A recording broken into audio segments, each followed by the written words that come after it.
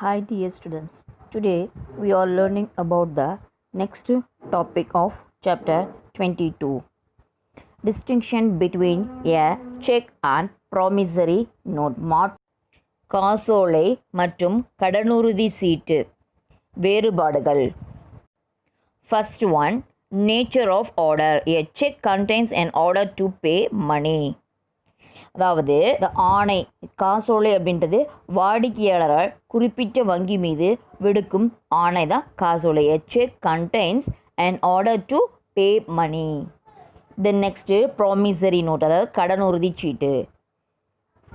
A promissory note contains an undertaking to pay money. கடனுறுதி சீட்டு அப்படிங்கிறது கடனாளி தான் குறிப்பிட்ட காலத்தில் அந்த பணம் தருவதாக உறுதிமொழி ஏற்றுக்கொள்வது. Then next one, number of parties, தரப்பினர். In check, there are 3 parties in a check: drawer, drawee and payee.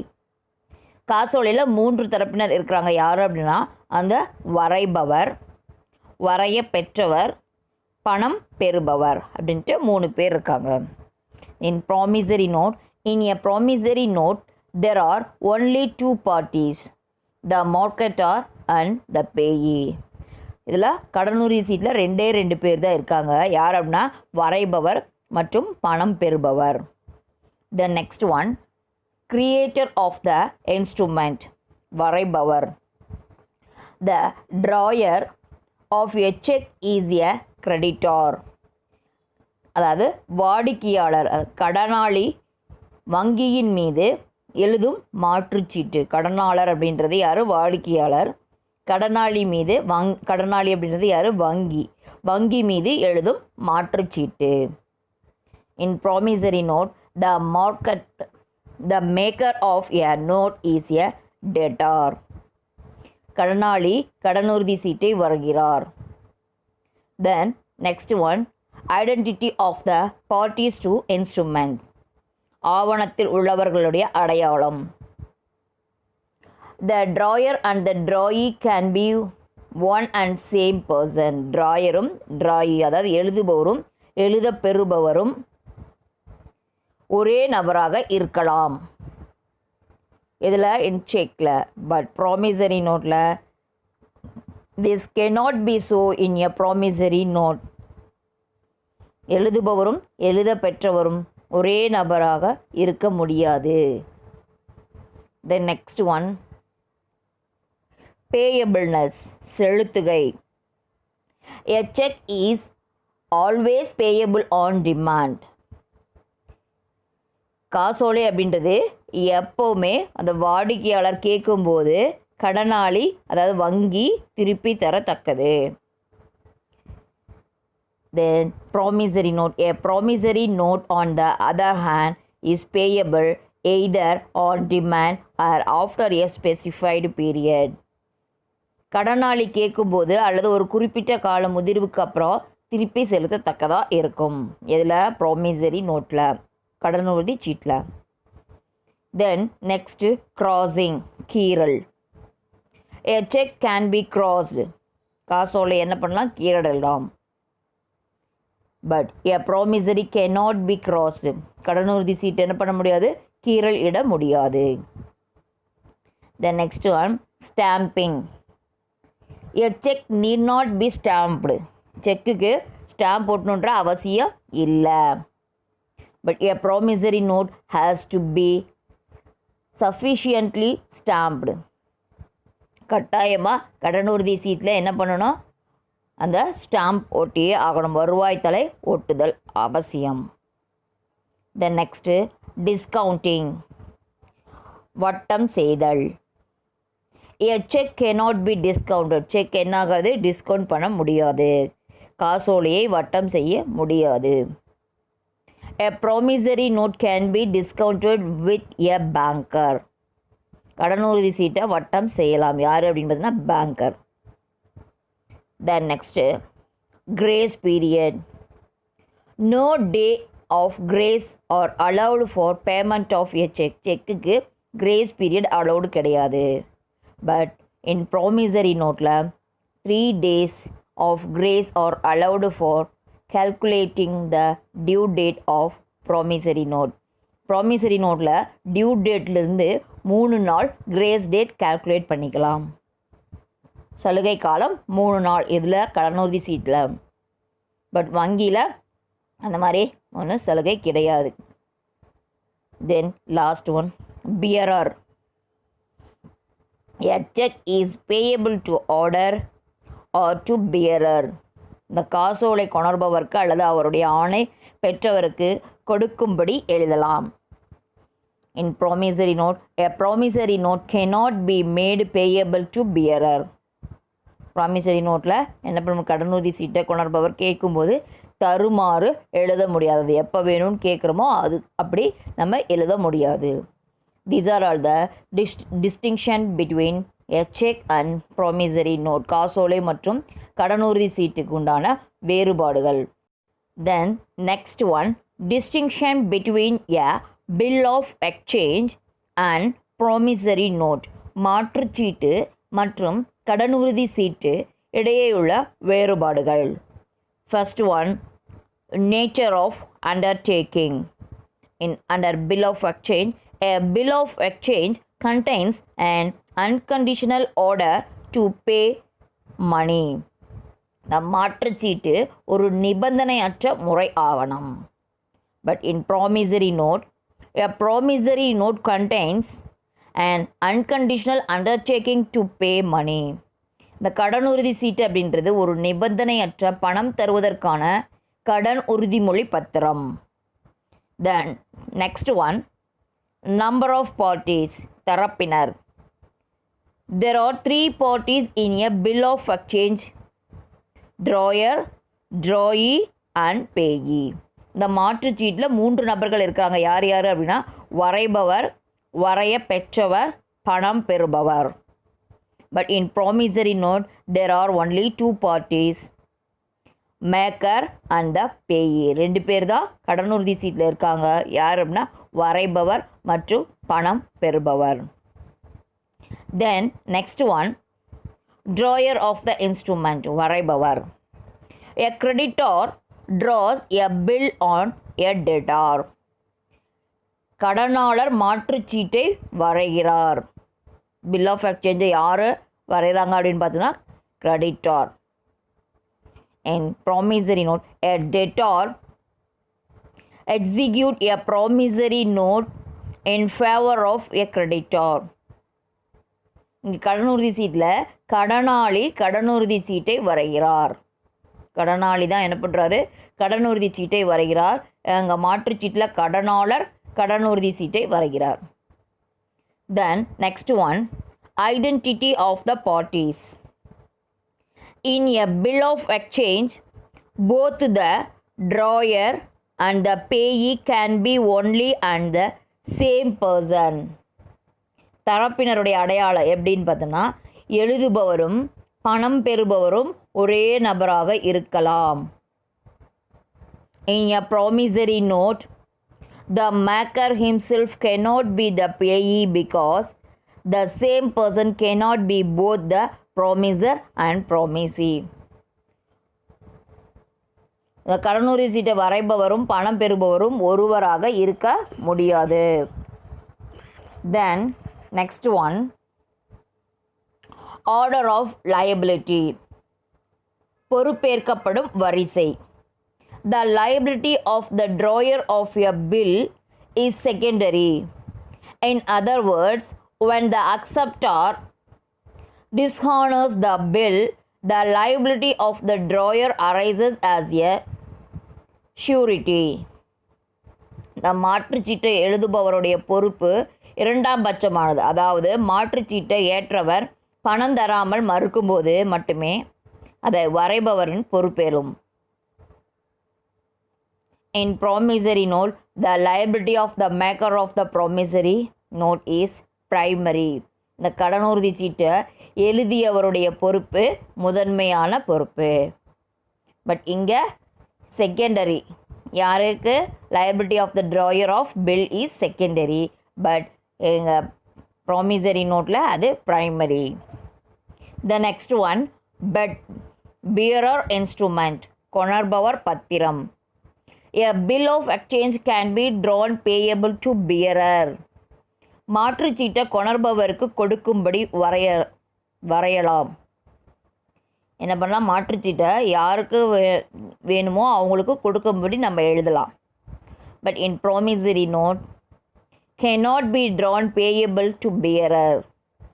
கடனுறுதி சீட்டை கொணர்பவருக்கு தருவதாக வரைய சட்டம் தடை செய்கிறது. Then next one, acceptance, ஏற்பு. A time bill must be accepted by the drawee. மாற்றுச்சீட்டை எழுத பெற்றவரால் ஏற்கப்பட வேண்டும். எழுத பெற்றவரால் அதை என்ன பண்ணணும், ஏற்கப்படணும். But no acceptance is necessary in the case of a promissory note as it is made by the debtor himself. இந்த கடனுறுதி சீட்டை கடனாளியே எழுதுவதால் அதனை ஏற்க அவசியம் இல்லை. Then next number of sets, படிகள். Foreign bills are drawn in set of 3. அயல்நாட்டு மாற்றுச்சீட்டு 3 படிகளாக வரையறுக்கப்படுது. In promissory note are not drawn so. இந்த கடனுறுதி சீட்டு ஒரு படியில் மட்டுமே எழுதப்படுகிறது. Not drawn so. Then conditionality, நிபந்தனைக்கு உட்படுதல். A bill may be accepted conditionally. இந்த மாற்றுச்சீட்டில் பில் ஆஃப் எக்ஸ்சேஞ்சில் மாற்றுச்சீட்டில் நிபந்தனைக்கு உட்படுத்தி தான் எழுதப்படும். But in promissory note a note cannot be made conditional. அங்கே என்ன பண்ண முடியாது, அப்படி எழுத முடியாது, கண்டிஷனுக்கு நிபந்தனைக்கு உட்படுத்தி எழுத முடியாது. Then last one, notice of dishonour, அவமதிப்பு அறிவிப்பு. On dishonor of a bill, notice of dishonor must be given to the drawer and other endorsers. மாற்றுச்சீட்டுக்கு பணம் செலுத்த கடனாளி தவறும்போது அந்த முறைப்படி உடையவர் மேலெழுதியவருக்கு அல்லது வரைந்தவருக்கு மாற்றுச்சீட்டு அவமதிக்கப்பட்ட செய்தியை அறிவிக்க வேண்டும். அந்த நோட்டீஸ் டிஸானர் ஆயிடுச்சு அப்படின்னு சொல்லி அவங்களுக்கு தெரிவிக்கணும். In promissory note, no notice of dishonor is necessary in case of promissory note. கடனுறுதி சீட்டு மறுக்கப்பட்டால் அவமதிப்பு அறிவிப்பு தேவையில்லை. அந்த அவமதிக்க அறிவிப்பு அப்படின்றது ஒன்று அங்கே தேவையில்லை. These are all the difference between bill of exchange and promissory note. மாற்றுச்சீட்டு மற்றும் கடனுறுதி சீட்டுக்கு இடையே உள்ள வேறுபாடுகளாகும். Then next one, crossing of check, காசோலை கீறலிடுதல். Crossing a check refers to the parties of drawing to parallel transverse lines across the face of a check with or without the words and co.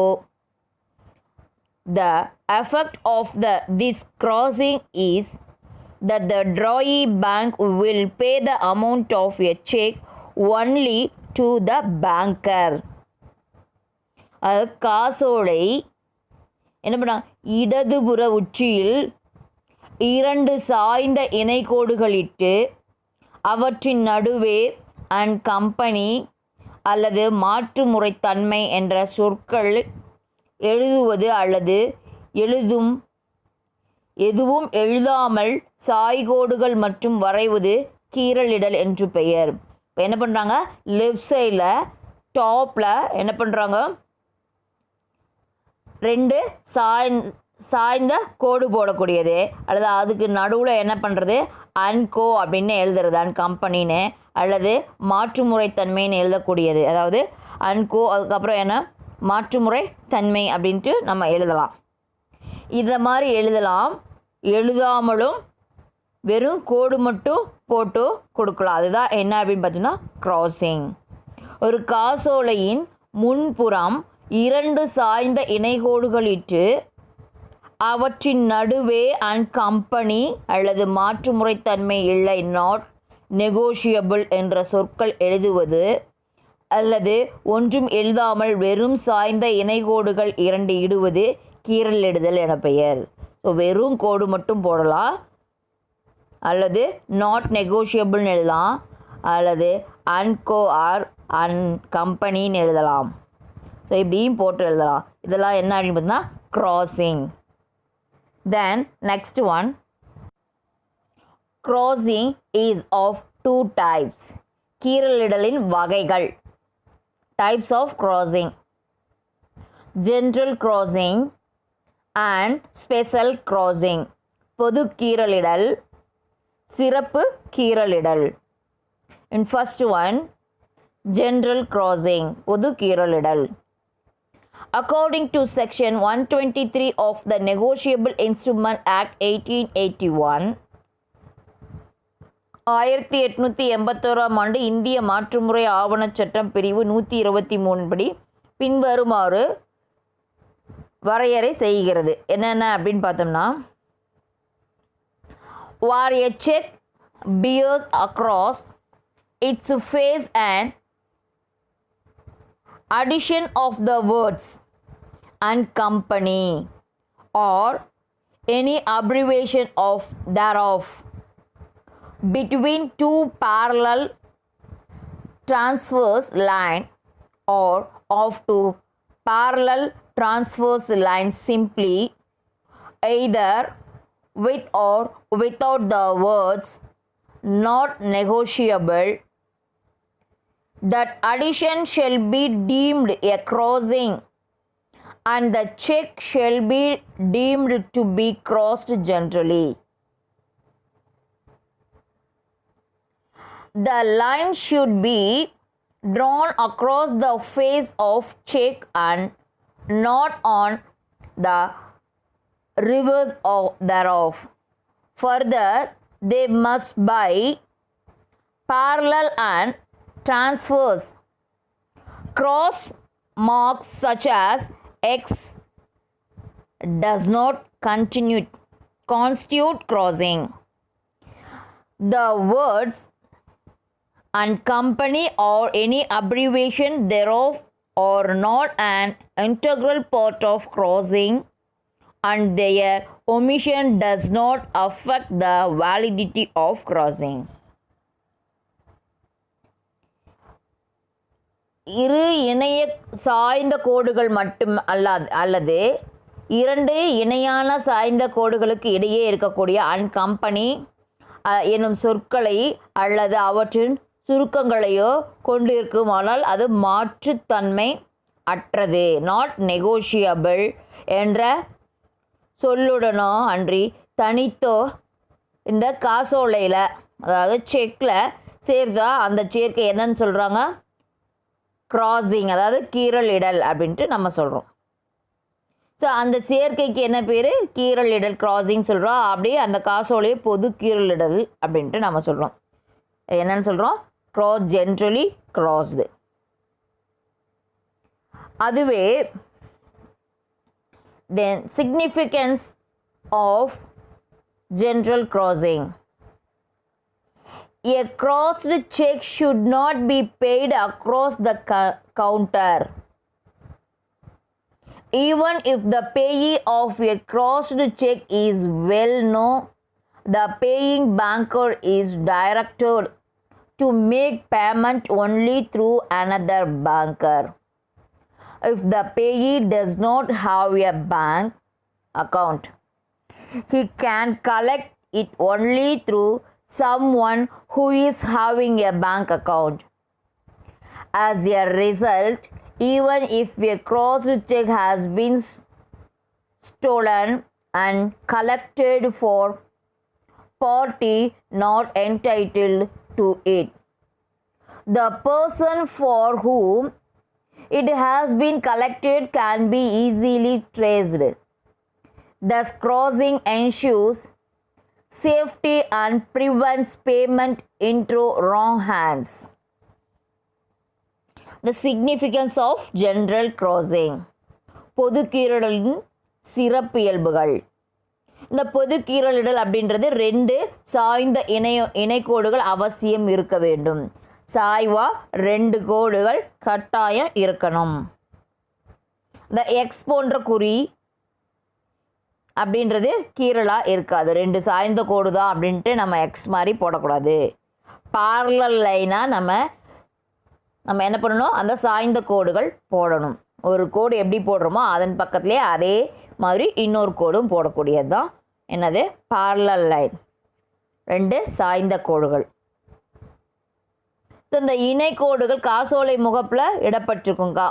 அந்த காசோலையுடைய முகப்பு பகுதியில் இடப்பட்டிருக்கும். இந்த இணைக்கோடுகள் இடையே அன்கம்பெனின்னு எழுதியிருக்கலாம், அல்லது அதனுடைய சுருக்கமாக எழுதியிருக்கலாம், அது நாட் நெகோஷியபிள்னு எழுதியிருக்கலாம், அல்லது இந்த மாதிரி பெறுபவருக்கு அந்த கணக்கு போன்ற சொற்கள் இருக்கலாம். ஆனால் அந்த கோடுகள் இருக்க வேண்டிய அவசியம் இல்லை.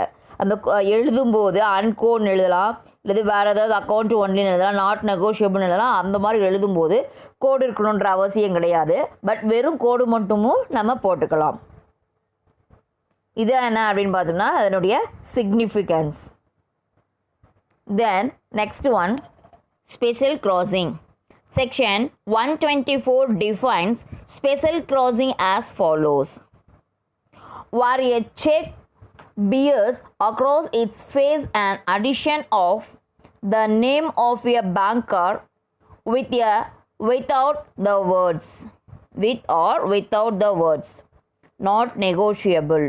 That addition shall be deemed a crossing and the check shall be deemed to be crossed specially and to be crossed to the banker.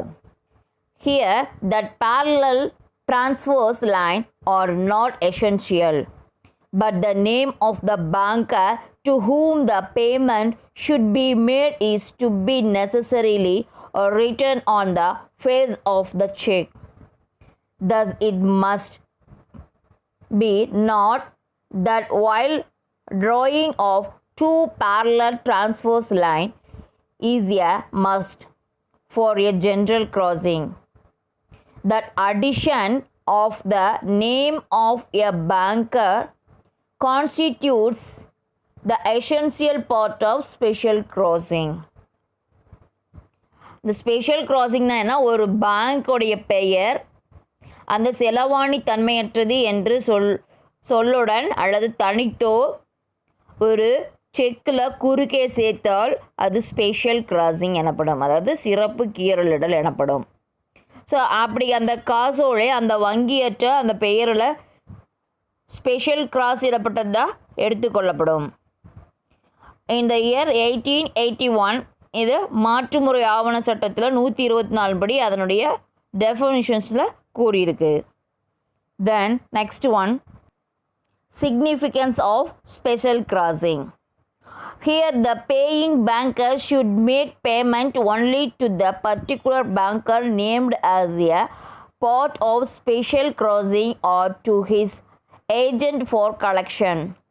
The special crossing is safer than general crossing. இந்த செக்குடைய மேல் பகுதியில் எந்த வங்கியருக்கு பணம் செலுத்த வேணும் அப்படின்ற அவசியமாக குறிப்பிடணும். So அந்த ஸ்பெஷல் கிராசிங்க்கு இணைக்கோடுகள் இருக்க வேண்டிய அவசியம் இல்லை. ஸ்பெஷல் கிராசிங்க்கு என்ன பண்ணால் 2 பேரலல் லைன் கிராசிங் தேவையில்லை. அதுக்கு பதிலாக அந்த ஸ்பெஷல் கிராசிங்கில் எந்த பேங்க் பெயர் காணப்படுதோ அவருக்கு மட்டுமே அது கொடுக்கப்படும் அந்த தொகை. இது எப்படி இருக்கும் அப்படின்னா அக்கௌண்ட்ஸ் பேயி என்ற சொற்களுடன் கிராஸ் பண்ணியிருக்கோம். அந்த செக்கை வசூலிக்க வங்கியர் அதை பெறுபவருக்குரிய என்று காசோலையில் குறிப்பிட்டவருக்கே வசூலிக்க வேண்டும். அந்த குறிப்பிட்ட நபருக்கு மட்டும்தான் அதை வசூல் செய்ய முடியும். Then next one, not negotiable crossing. மாற்றுத்தன்மை அற்ற கீறலிடல் அல்லது செலவாணி தன்மையற்ற கீறலிடல். The word not negotiable or sometimes includes in the general crossing or special crossing. Even with the word, the check are transferable but they are deprived of the special feature of negotiability. Such a check is like a stolen fountain pen, watch, the transferee of which does not get a better title than that of their. It must be clearly understood if there is no defect in the title of the transferor. The transferee for value of a check with the words not negotiable gets good title to it. The words not negotiable have no effect unless they are put on a crossed check. The special கிராசிங்கில் ஒரு வகை மாற்றுத்தன்மை அற்ற கீறல் ஆகும்.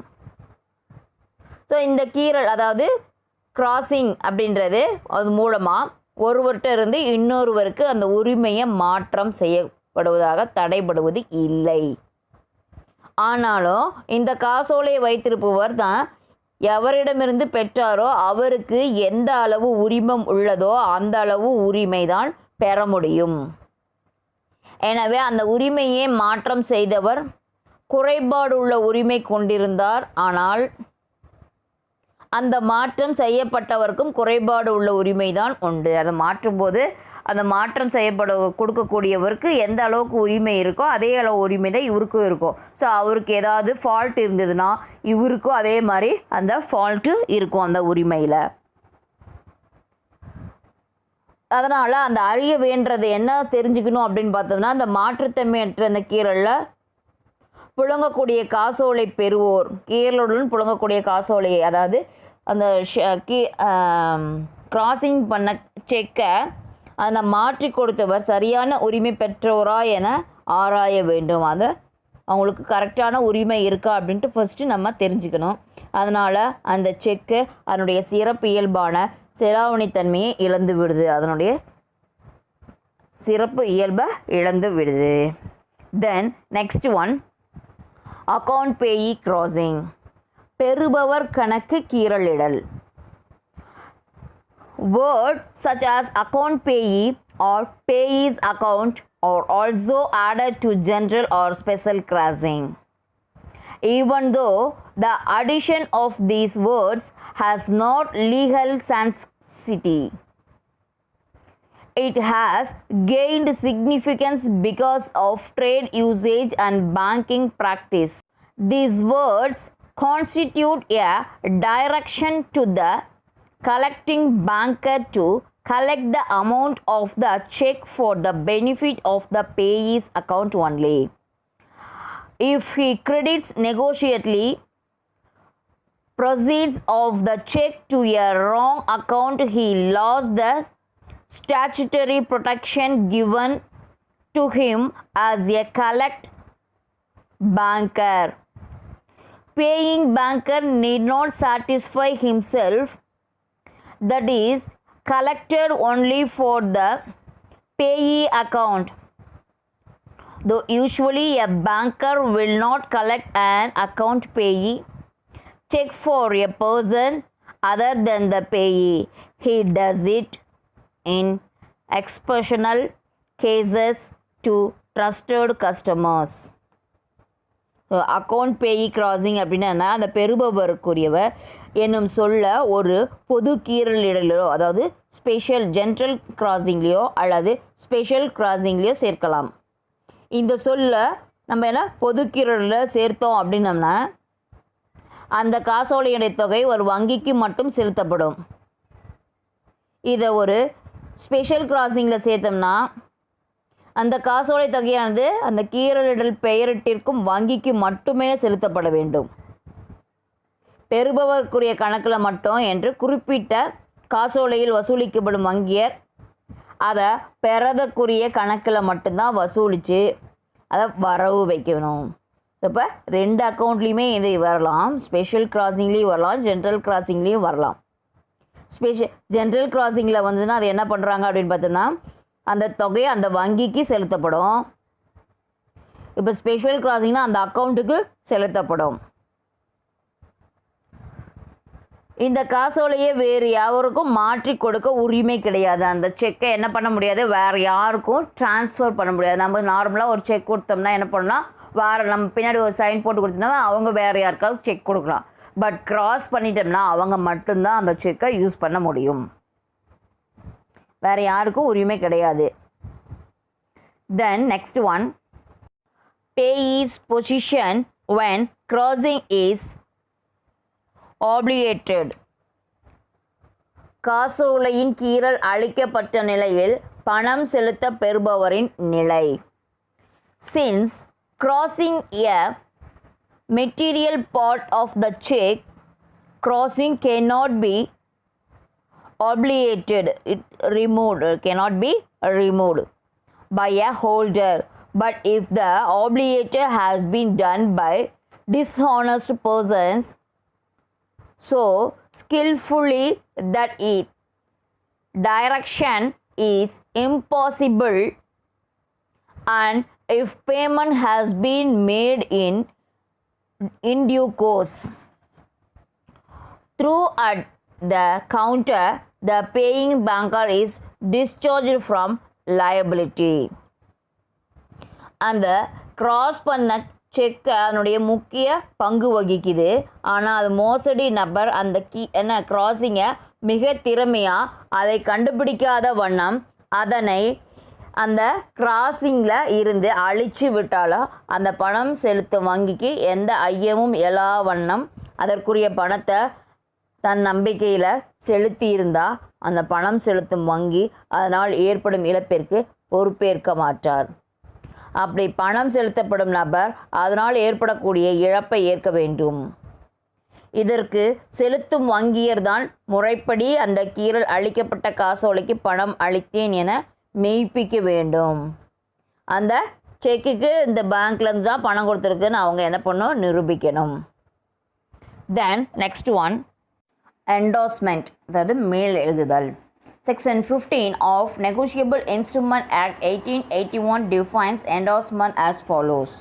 So மாற்றுமுறை ஆவண சட்டம் பிரிவு 15 மேலெழுத்து, அதாவது என்டோஸ்மெண்ட் அப்படின்றது என்ன அப்படின்னு சொல்லியிருக்காங்க. என்ன அப்படின்னு பார்த்தோன்னா, when the maker or holder of negotiable instrument signs the name otherwise that as such maker for the purpose of negotiation on the back or face thereof or on a slip of paper annexed thereto, or so signs for the same purpose a stamped paper intended to be completed as a negotiable instrument, he is said to endorse the same and is called endorsee. So அந்த மாற்றுமுறை ஆவணத்தை எழுதியவர் அல்லது அதை வச்சிருக்கக்கூடியவர் அந்த ஆவணத்தை மாற்று செய்ய வேண்டி எழுதியவர் என்ற நிலையில் அதை முன்புறமோ அல்லது அதன் பின்புறமோ அத்துடன் இணைக்கப்பட்ட ஒரு தாளில் கையொப்பம் எழுதலை மேலெழுத்து எழுதுதல் அப்படின்ட்டு சொல்லக்கூடியது. சுருக்கமாக சொல்லணும் அப்படின்னு பார்த்தோன்னா, அந்த முறை ஆவணத்தில் எழுதியவரோ அல்லது அதனை வைச்சிருக்கக்கூடியவரோ அதன் மேல் பகுதியில் அல்லது முகப்பில் அந்த முறை ஆவணத்துடைய பின்புறத்தில் அதன் மீது இருக்கக்கூடிய உரிமை மாற்று நோக்கத்திற்காக கையொப்பம் இடுதல் மேலெழுத்து எனப்படும். ஸோ உரிமை மாற்றத்துக்காக கையெழுத்து இட்டு கொடுக்கக்கூடியது தான் என்ன அப்படின்னு பார்த்தோன்னா endorsement. In other words, when the person signs on the back of, it means or face of the instrument with a view to transferring his interest therein, he is said to be endorsing it. Though endorsement can be made on the face of the instrument also, it is usually made on its back. If the space on the back is insufficient, a piece of paper can be attached to the instrument for this purpose. This piece of paper is called allege. இந்த மாற்றுமுறை ஆவணத்தில் அதை மேல் எழுதுறதுக்கு இடம் போதில்லை அப்படின்னம்னா அதனுடைய மேலும் அதை எழுதுறதுக்கு ஒரு பேப்பரை அட்டாச் பண்ணி பயன்படுத்தலாம். அந்த தாள் ஒட்டுத்தாள், அதாவது லோட் எனப்படும். அந்த ஆவண மாற்றம் செய்பவர் அதில் மேலெழுத்து என்றும், யாருக்காக முறையாவணம் மேலெழுத்துகிறார்களோ அவர் மேலெழுத பெறுநர் என்டாசி என்றும் அழைக்கப்படுகிறார். Then next, requisite of your valid endorsement. செல்தகு மேலெழுத்தின் இயல்புகள். If an endorsement is to be valid, it must possesses the following requisites. இந்த ஆவணத்தில் முகப்பில் மேலெழுது வேணும் அப்படின்னா அதுக்கு என்னென்ன தேவை? மையில் எழுதுவதே நல்லது. ஸோ அதை எப்படிலாம் பண்ணலாம் அப்படின்னு பார்த்தோம்னா, endorsement is to be made on the face of the instrument or on its back. It is usually made on the back of the negotiable instrument. அது என்ன பண்ணக்கூடாது? பென்சிலால் அதை அழித்து திருத்த ஏதுவாகும். இதனால் மோசடி எதுவும் ஏற்படலாம். அதனால் என்ன பண்ணக்கூடாது? பென்சிலில் எழுதக்கூடாது. The next, when there is no space for making further endorsement, a piece of paper can be attached to the negotiable instrument. For this purpose, this piece of paper is called allowed. அதில் space எதுவும் இல்லை அப்படின்னா ஒரு piece of பேப்பரை attach பண்ணி அந்த negotiable இன்ஸ்ட்ருமெண்ட்டை எழுதக்கூடியது. அந்த piece of பேப்பருக்கு என்ன பேர் எழுதுனா allowed அப்படின்ட்டு பேர், அதாவது ஒட்டுத்தாள் அப்படின்ட்டு பேர். The next one, if the endorsee name is wrongly spelt and the endorsee should sign the same as spelt in the instrument and write the correct spelling within the bracket after his endorsement. ஏதாவது தப்பாக அவங்களுடைய name எழுதியிருந்தாங்க அப்படின்னம்னா அதே நேமை என்ன பண்ணணும்? Correct பண்ணணும். எப்படி? அதே மாதிரி சைன் போட்டு ப்ராக்கெட்டில் அந்த கரெக்டான நேமை எழுதி காட்டணும். The next one, endorsement for only a part of amount of the instrument is invalid. It can be made only for the entire amount. ஒரு பகுதி அமௌண்ட்டு அப்படி எழுதினோம்னா அது இன்வேலிடாக இருக்கும். அது ஃபுல் அமௌண்ட்டுடைய வேல்யூ மட்டும்தான் எங்கே வேலிடாக இருக்கும். The next, where however the instrument has been partly paid, a note to that effect can be given on the instrument and endorsement made for the balance amount. இந்த instrument has been partly paid, அதில் ஏதாவது ஒரு பகுதி மட்டும் paid பண்ணியிருந்தாங்கன்னா அதை note பண்ணிவிட்டு remaining அமௌண்ட்டை லேட்டராக பெய்ட் பண்ணலாம். The next, endorsement is complete only when delivery of the instrument made. So அந்த இன்ஸ்ட்ருமெண்ட் எப்போ டெலிவரி ஆகுதோ அப்போ தான் அது கம்ப்ளீட் ஆகும். On the death of the endorsee who has endorsed an instrument but has not delivered it to the endorsee, the endorsement becomes invalid. அந்த endorsement கொடுத்தவங்க death ஆகிட்டாங்க அப்படின்னம்னா அவங்க அதை ஃபுல்ஃபில் பண்ணாமல் இருக்கிறனால அந்த என்டோர்ஸ்மெண்ட் என்ன ஆகுது? Become invalid. அது இன்வேலிடாக இருக்குது. The next one, it is presumed that the endorsement appearing on a negotiable instrument were made in the order in which they appear thereon. அதை என்ன பண்ணுறாங்க? presumed. The endorsement appearing the negotiable instrument were made order which they appear thereon. So அந்த ஆவணத்தில் என்ன பண்ணுறாங்க? அந்த பேச்சுவார்த்தைக்கு உட்பட்டு அதில் என்ன சொல்லியிருக்காங்களோ அதில் தோணக்கூடிய கருத்துக்களுக்கு உட்பட்டிருக்கணும். The next one, signing in block letter does not constitute regular endorsement. இந்த பெரிய எழுத்தில் கையொப்பம் இடுவது முறையான மேலெழுத்து ஆகாது. The prefix or suffix added to the name of the payee or endorsee must be omitted in the endorsement. ப்ரிஃபெக்ஸ்லேயோ சஃபிக்ஸ்லேயோ name இருந்தால் அதுவும் ஒத்துக்காது. Endorsement must be in link. Endorsement எப்படி இருக்கணும்? ஒரு லிங்காக இருக்கணும். If the payee is an illiterate person, he can endorse it by affixing his thumb impression on the instrument, but it must be duly attached by somebody who should give his full address thereon. So அப்போ அந்த பேய் என்னவா இருந்தாங்க அப்படின்னா illiterate படிக்காத பர்சனாக இருந்தாங்க, எழுத்தறிவு இல்லாதவங்களாக இருந்தாங்க அப்படின்னா அவங்க எப்படி கையெழுத்து போடுவாங்கன்னா அவங்களுடைய தம்ப் இம்ப்ரெஷன், கட்டை விரல் கைரேகையை வைக்கணும். ஸோ அது மட்டும் இல்லாமல் அவங்க என்ன அட்டாச்சு பண்ணும், வேறு ஒருத்தர் மூலமாக அவங்க அட்டாச்சு பண்ணும் என்ன அப்படின்னா அவங்களுடைய ஃபுல் அட்ரஸை அங்கே எழுதுகிற மாதிரி இருக்கணும். தென் last one, a person duly authorized to endorse a check or a bill must indicate that he is signing in on behalf of his principal by using such words as for, on behalf of or pre-pro. அப்போ அந்த authorised எப்படி இருக்குன்னு duly endorsement செக்காக இருக்கணும் அல்லது பில்லாக இருக்கக்கூடியதாக இருக்கணும். அதில் sign அந்த குறிப்பிட்ட பர்சன் சைன் போட்டதாக இருக்கணும். These are all the requisites of a valid endorsement. செலுத்தகு மேலெழுத்தின் இயல்புகள்.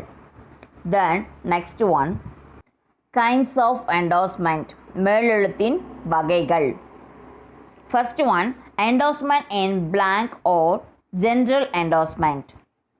In meaning, when the endorser puts his mere signature on the back of an instrument without mentioning the name of the person to whom the endorsement is made.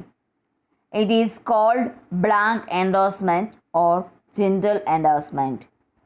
For example, a check is drawn in favor of Pallavan and Pallavan, who is entitled to get the amount of the check desired to transfer it to Pari. If Pallavan just put his signature without mentioning the name of Pari to whom he wants to endorse, it is called blank endorsement. For example, Pallavan signature. அந்த மேல் எழுதக்கூடியவர் அந்த மேல் எழுத்து யாருக்கு செய்யப்படுதோ அவருடைய பெயரை குறிப்பிடாமல் தமது கையெழுத்தை மட்டும் போட்டு கொடுத்தா அது என்ன அப்படின்னு பார்த்தோம்னா blank endorsement. So example, Pallavan அப்படின்றவருக்கு ஒரு செக்கு கொடுக்குறோம். அந்த செக்கில் பல்லவன் பாரி என்பவருக்கு மாற்றித்தர விரும்புகிறார். அந்த செக்கை என்ன பண்ணுறாரு, பல்லவன் பாரிங்கிறவங்களுக்கு திருப்பி தரத்துக்கு விரும்புகிறாரு. இந்த பல்லவன் அந்த பாரியோட பெயரை குறிப்பிடாமல் தன்னுடைய கையெழுத்தை மட்டும் அந்த செக்கில் பின்புறத்தை போட்டு கொடுக்குறாரு. இந்த முறையில் செய்யப்படக்கூடிய அந்த கையெழுத்து ஆணை, அந்த ஆர்டர் செக், அதாவது அந்த கொணர்பவர் அந்த காசோலையை மாற்றி விடுகிறது. எனவே இவ்வாறு வெற்று மேல் எழுதிடப்பட்ட காசோலை, அதாவது பிளாங்க் செக்கை பெறக்கூடியவர் தானும் கையொப்பமிடாமல் யாரிடம் வேண்டுமானாலும் மாற்றித்தரலாம். அவர் கையெழுத்து போடாமல் வேறு யாருக்கு வேணாலும் மாற்றித்தரலாம் அல்லது பேங்க்கில் செலுத்தி பணமும் பெற்றுக்கொள்ளலாம். ஃபார் எக்ஸாம்பிள், பல்லவனுடைய சிக்னேச்சர் இருந்தால் மட்டும் போதும். Then second one, endorsement in full or special endorsement, where the endorser, in addition to his signature, specifies the person to whom or to whose order the instrument is payable. The endorsement is called endorsement in full. And the above example, if Pallavan writes as follows and puts his signature, it becomes a full endorsement. Any holder can convert a blank endorsement into special endorsement by writing above the signature of the endorser a direction to pay to himself or to some other person whom he make it payable to some other person and delivers it to that person, he does not endorse it himself, and therefore he assumes no liable thereon as an endorser. When a check is drawn payable to be a bearer, even a subsequent endorsement in full cannot make it payable to order. Specimen to pay Pari in Pallavan. பாரிக்கு செல்லத்தகு பல்லவனுடைய கையெழுத்து. அந்த special endorsement அப்படின்னா அந்த மேலெழுதக்கூடிய ஒரு குறிப்பிட்ட நபருக்கோ அல்லது அவர் ஆணை பெற்றிருப்பவருக்கோ அதை செலுத்தும்படி கட்டளை எழுதி தன்னுடைய கையெழுத்தை இட்டிருந்தால் அது சிறப்பு மேலெழுத்து.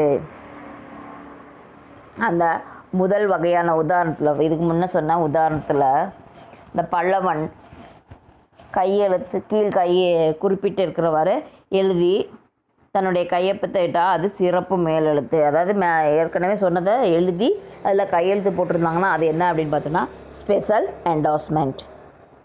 ஒரு வெற்று, அதாவது பிளாங்க் எழுதியிருந்தால் அது என்னன்னு பார்த்தோம்னா ஸ்பெஷல் என்டாஸ்மெண்ட். மாற்றிக்கொள்ளலாம். பிளாங்காக எழுதியிருந்தால் அதை ஸ்பெஷலாக மாற்றிக்கலாம். அந்த பிளாங்காக எழுதப்பட்டிருந்த ஆவணத்தில் உடையவர் தனது கையொப்பத்தை இடாமல் தனக்கு அல்லது வேறு நபருக்கோ செலுத்த வேண்டும் என்று மேலெழுத்திடுவோர் கையெழுத்திற்கு மேலே எழுதி ஒரு வெற்று மேலெழுத்து சிறப்பு மேலெழுத்தாக மாற்றிக்கொள்ளாது சிறப்பாகவும் மாற்றிக்கலாம், ஸ்பெஷலாகவும் மாற்றிக்கலாம். அதுக்கு எக்ஸாம்பிள் என்ன, பாரிக்கு செல்லத்தகு பல்லவனுடைய கையெழுத்து. பாரிக்கும் அது செல்லும் அப்படின்ட்டு பல்லவன் கையெழுத்து போட்டிருக்கணும். தென் next one, conditional R qualified endorsement. நிபந்தனைக்கு உட்பட்ட மேல் எழுத்து. Where the endorser of a negotiable instrument makes his liability dependent upon the happening of an event which may or may not happen, it is called conditional endorsement. Similarly, where the right of the endorsee to receive the amount is made dependent upon the happening of an event which may or may not happen, then also the endorsement is called conditional or qualified endorsement. Here, Pari endorsee is entitled to receive payment only on the fulfillment of the specified condition, namely his or return from Delhi within 3 months. Conditional endorsement does not affect negotiability. Such endorsements are not usually made. For its specimen, pay Pari if the returns from Delhi within 3 months. In signature in Pallavan. இந்த நிபந்தனைக்கு உட்பட்ட மேலெழுத்து. அந்த மேலெழுத்து அப்படின்றது எழுதக்கூடியவர், அதாவது endorsement எழுதக்கூடியவர் அந்த பணம் பெற வேண்டிய என்டாஸ்மெண்ட்டிலிருந்து உரிமையை ஒரு நிபந்தனைக்கு உட்படுத்தவும் இயலும். இந்த உரிமையை என்ன பண்ணால் ஒரு நிபந்தனைக்கு உட்பட்டு கொண்டு வரலாம். அந்த செக் அப்படின்றது ஒரு நிபந்தனையற்ற ஆவணமாகும். செக்குன்னா என்னாகும், எந்த ஒரு நிபந்தனையும் இருக்காது. இருந்தாலும் அந்த என்டாஸ்மெண்ட் எழுதக்கூடியவர் அதை பெறக்கூடியவருக்கு பணம் பெறும் உரிமையை ஒரு குறிப்பிட்ட நிகழ்ச்சி நடந்தால்தான் பெற முடியும் அப்படின்னு ஒரு நிபந்தனை விதித்து எழுதிட அந்த நிபந்தனை அந்த மேலெழுத்து என்னப்படும். அந்த நிபந்தனை தான் என்னப்படும், நிபந்தனை மேலெழுத்து, அதாவது கண்டிஷனல் என்டாஸ்மெண்ட் அப்படின்ட்டு பேர். ஃபார் எக்ஸாம்பிள், பாரி இந்த 3 மாதத்துக்குள்ளே அதை திரும்பி வர வேண்டும் அப்படின்ற நிபந்தனையை நிறைவேற்றினாதான் அந்த ஆவணம் மீது பணம் பெறும் உரிமை கொண்டவராக ஆவார். 3 மாதத்துக்குள்ளே அவர் திரும்பி வந்தால் தான் அந்த பணத்தை பெறக்கூடிய உரிமை அவருக்கு இருக்குது. அந்த ஸ்பெசிமென் எப்படி இருக்கும் அப்படின்னு பார்த்தோம்னா, பாரி டெல்லியிலேருந்து 3 மாத காலத்துக்குள்ளே திரும்பி வந்து விட்டால் பணம் செலுத்துக அப்படின்ட்டு எழுதி கையெழுத்து போட்டிருப்பாங்க. 3 மாதத்துக்கு திரும்பி வந்துட்டாங்கன்னா அந்த பணத்தை கொடுங்கன்னு. The next one, restrictive endorsement, வரையறு மேலெழுத்து. When an endorsement restricts or prohibits further negotiability of the instrument is called a restrictive endorsement. The omission of the words or order does not render the endorsement restrictive. For specimen, pay Sundar only, signature in Pallavan. Pay Sundar for my use, signature in Pallavan. இந்த என்டார்ஸ்மெண்ட்டை மேலும் இந்த ஆவணம் மாற்றம் செய்யாமல் தவிர்க்க செய்யப்படக்கூடிய endorsement வரையறு endorsement, அதாவது restrictive endorsement அப்படின்ட்டு பேர். மாறனுக்கு மட்டும் செலுத்துங்க அப்படின்ட்டு ஒரு குறிப்பிடுற மூலமாக அது மேலும் அதை என்ன பண்ணுறாங்க, என்டார்ஸ்மெண்ட் செய்வது வரையறுக்கப்படுகிறது. அது என்டார்ஸ்மெண்ட் என்னப்படுது, வரையறுக்கப்படுது. ஃபார் எக்ஸாம்பிள், மாறனுக்கு மட்டும் செலுத்துங்க அப்படின்னு சொல்லி சைன் போடுறது, அல்லது சுந்தருக்கு மட்டும் போடுங்க அப்படின்ட்டு சைன் போடக்கூடியது. என் உபயோகத்திற்கு மட்டும் மாறனுக்கு கொடுக்கவும், என் உபயோகத்திற்காக மாறனுக்கு கொடுக்கவும், அல்லது pay Sundar for my use, என்னுடைய யூஸ்க்காக சுந்தருக்கு கொடுங்க அப்படின்னு சைன் போட்டு கொடுக்கக்கூடியது. Then next one, sans recourse endorsement, பொறுப்பு தவிர் மேலெழுத்து. Ordinarily, the endorser became liable to subsequent parties in the event of dishonor of the endorsement. But if he makes it clear that the subsequent holder should not look to him for payment in case it is dishonored, the endorsement is called sans recourse endorsement. Pay to Varsha or order sans recourse, in signature in Pallavan. Pay to Shalini or order without recourse to me, Hema Kumar. அதாவது இங்கே என்ன சொல்லியிருக்காங்கன்னா, பொறுப்புனர் பொறுப்பு தவிர் மேல் எழுத்து. இந்திய மாற்றுமுறை ஆவண சட்டம் 52 என்ன சொல்லியிருக்காங்க அப்படின்னு பார்த்தோம்னா, அந்த மேல் எழுதுபவர் அந்த ஆவணத்தின் மீது எழுதப்படக்கூடிய வெளிப்படையான வார்த்தைகள் அல்ல தன்னுடைய பொறுப்பை தவிர்த்து விடுவதற்கு பொறுப்பு தவிர் மேலெழுத்து.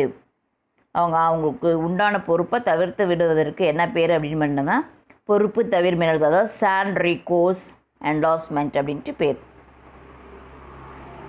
சாதாரணமாக ஒரு மாற்றுச்சீட்டு அவமதிக்கப்பட்டால் அதை எழுதினவர் அந்த ஆவணத்தை உள்ள பிற நபர்களுக்கு பொறுப்பாவார். ஆனால் அந்த ஆவணம் மறுக்கப்பட்டால் பிற நபர்கள் தன்னை நாடி ஆவணம் பணத்தை செலுத்த கூறக்கூடாது. ஆவணம் என்ன பண்ணாங்க, அந்த பணத்தை நான் தான் செலுத்துறோன்னு சொல்லக்கூடாது. என்னது தனது பொறுப்பை தவிர்க்கக்கூடிய மேலெழுத்து இதை அழைக்குது. ஸோ அதுக்கு எக்ஸாம்பிள் என்ன அப்படின்னு பார்த்தோன்னா, பே டு வர்ஷா, வர்ஷாவுக்கு பே பண்ணுங்கன்னு சொல்லி சைன் போட்டு கொடுக்குறது. ஷாலினிக்கு பே போடுங்க வித் ஆர் வித்தவுட் ஆர்டர் அப்படின்னு போட்டு சைன் பண்ணி கொடுக்கும். ஒன்று வித் ஆர்டர், இன்னொன்று வித்தவுட் ஆர்டர் அப்படின்ட்டு போட்டு சைன் பண்ணி கொடுக்கக்கூடியது. தென் நெக்ஸ்ட்டு ஃபெக்குலேட்டிவ் என்டார்ஸ்மெண்ட், கடமை தவிர் மேலெழுத்து அல்லது உரிமை தவிர் மேலெழுத்து.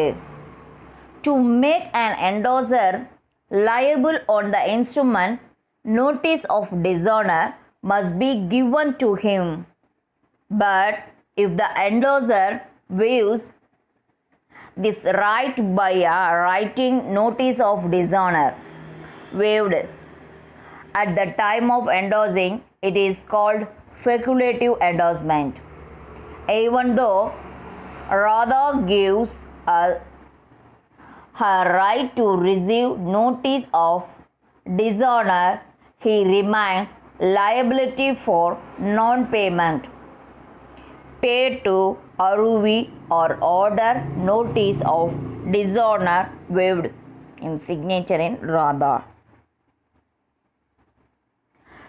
இந்த கடமை தவிர அல்லது உரிமையே தவிர அப்படின்ற மேலெழுத்து அப்படிங்கிறது என்ன அப்படின்னு பார்த்தா என்டாஸ்மெண்ட் அப்படிங்கிறது ஒரு ஆவணத்தை மதிப்பு மறுக்கப்படுறது அப்படின்னா அந்த ஆவணத்தை மேலே எழுதியவர் அதுக்கு பொறுப்பாக அந்த முறை ஆவணத்தை உறுதியடையவர்.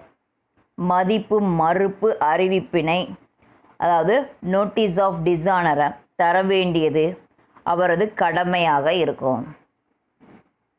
இப்படிப்பட்ட ஒரு அறிவிப்பை பெறுவது மேலெழுத்து அதாவது என்டாஸ்மெண்ட் பண்ணக்கூடிய உரிமையாகும். அந்த உரிமையை அந்த என்டாஸ்மெண்ட் வெளிப்படையாக விட்டு கொடுத்து விடலாம். இந்த என்டாஸ்மெண்ட்டில் அது என்ன பண்ணால் வெளிப்படையாக விட்டு கொடுத்துடலாம். ஸோ அதுக்கு example the pay to Aruvi or order notice of dishonour. So அருவிக்கு அதை அவமதிப்பு அறிவிப்பு தேவையில்லை. அதாவது என்ன அப்படின்னு எழுதி ஒரு பர்சன் ராதா அப்படின்றவங்க சைன் போட்டு கொடுக்கக்கூடியது. Then last point, partial endorsement, பகுதி மேலெழுத்து, where the endorsement seeks to transfer only a part of the amount payable under the instrument. The endorsement is called partial endorsement. Partial endorsement does not operate as a negotiation of that instrument. If, however, part of the amount has already been paid or settled, a note to that effect may be made on the instrument, which may then be negotiated for the balance. அந்த மாற்று ஆவணத்தில் இருக்கக்கூடிய endorsement அதில் குறிப்பிட்டிருக்கக்கூடிய தொகையை ஒரு பகுதியை மட்டும் என்ன பண்ணி மாற்று எழுதி கொடுக்க அதுக்கு ஒரு பகுதி மேலெழுத்து அப்படின்ட்டு பேர். அதாவது பார்ஷியல் என்டாஸ்மெண்ட் அப்படின்னு ஒரு பகுதியை மட்டும் என்டாஸ்மெண்ட் பண்ணி கொடுக்கக்கூடியது பார்ஷியல் என்டாஸ்மெண்ட் அப்படின்ட்டு பேர். இருந்தாலும் அது ஒரு மாற்றுமுறை ஆவணத்தின் தொகையை பகுதியை செலுத்தப்பட்டுள்ள ஒரு குறிப்பிட்ட தொகுதியை மட்டும் செலுத்தியிருந்தாங்க அப்படின்னா மீதமுள்ள தொகைக்கு என்ன பண்ணணும் மேலெழுத்தி மாற்றிக்கொள்ள வேண்டும். மேலெழுதிட்டு ஸோ மறுபடியும் ஒரு என்டாஸ்மெண்ட் எழுதி அதை மாற்றிக்கணும்.